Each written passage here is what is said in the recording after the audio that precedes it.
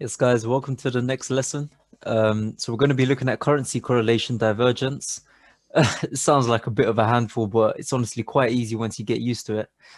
So yeah, just going to dive straight into it.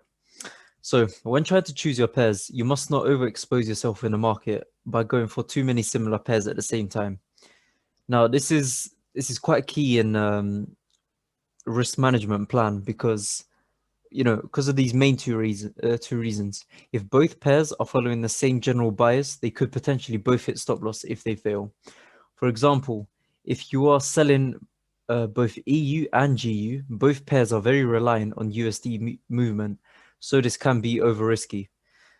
So imagine one day you've got a few pairs on your watch list, might be GU, EJ, a few others, but if you're going for the same pairs that also correlate in the same direction as well, then potentially if one of them points of interest fails, the other one might fail as well.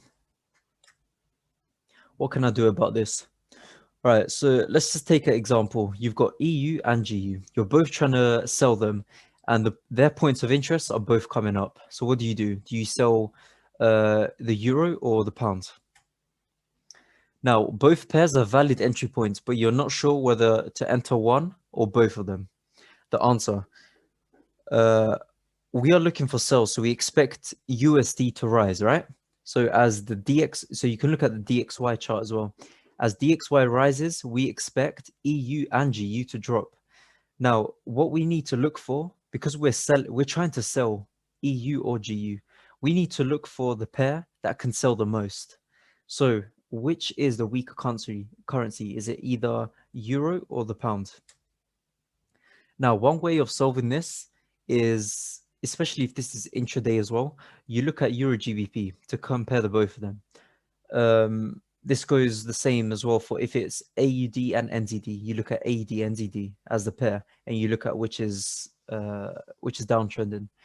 In this case, intraday, EG, we find a valid entry for it to go down, for it to sell. So we can see that Euro GBP is going to be downtrending. What does that mean? That means that we choose EU to sell. The reason for that is because, look, if we're expecting the Euro GBP to go down, what does that mean? Euro sells, pound buys, because as the pound buys, they're inversely correlated. So Euro GBP, it sells off. Now, if you look at the price action of both pairs, this is what you're going to find.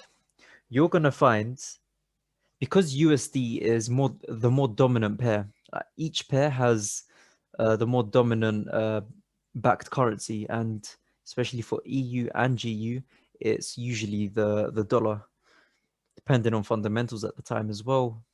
But let's take these two as an example. If you were to sell both of them, okay, potentially you might have got two good sales, but EU is going to provide you a much better sell because it drops faster because it's so much weaker in that day. Now, you can also apply this logic to the higher time frames as well, and this works very, very well, especially when you've got correlations that work across the board. See, we need to look at different asset classes. We need to look at different currency pairs, sort of indexes as well. So DXY is the index of the USD pair. So in this situation, I would sell EU. Now, this is definitely a great skill to add to your arsenal when deciding which pair will be the better pair to trade for that day. Due to this, I only really look for a few pairs, and then intraday I decide which is the best for that day. So as you know, when it comes to my Sunday markup sessions, I always send in a few pairs that I've got in mind, points of interest, fundamentally backed and everything. But when it comes to actually trading them pairs, if a few of them simultaneously come to their point of interest, I have to decide at that point, which am I going to sell, which am I going to buy, or whatever it is. I don't want to overexpose myself in the market because a simple 0.5% loss, if I do it across the board, can turn into a few percentage points. So I'd much rather not take that loss. Of course, you can gain as much as well, but personally, I would look for the best correlated pairs and then just trade that. So yeah, guys, definitely always consider this before you're entering. It's something not many people do because they're always fixated. Oh, I only trade EU. Oh, I only trade GU. But I mean, I used to be one of them as well, where I would only trade a certain pair. But personally, when I see more free-flowing markets in other types of pairs, they're the ones that I go for. So yeah, guys. Anyways, I'll see you in the next video and take care.